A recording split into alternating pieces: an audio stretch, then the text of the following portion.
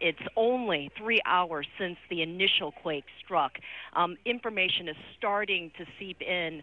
The local authorities and the local media are reporting a vast array of numbers that at this point we just simply can't confirm, including a number of deaths, how many fires there are, and there are reports of injuries, across the country. But at this point, trying to confirm that information, trying to get and really understand what's happening up north has been extraordinarily difficult. I can tell you that we are still feeling aftershocks here in Tokyo, that they are certainly nothing like that first one we felt, the first quake we felt 3 hours ago, and they have seemed to lessen in strength as the day progresses. But the aftershocks are continuing. Here in Tokyo, the rail line does not appear to be back up yet. As we last checked, people are still kind of walking around in the streets.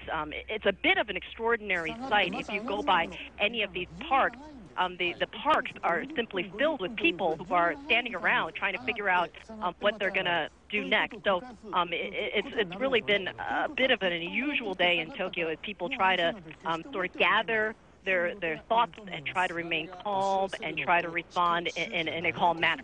We want to make clear the situation in Tokyo is vastly different than what's happening up north.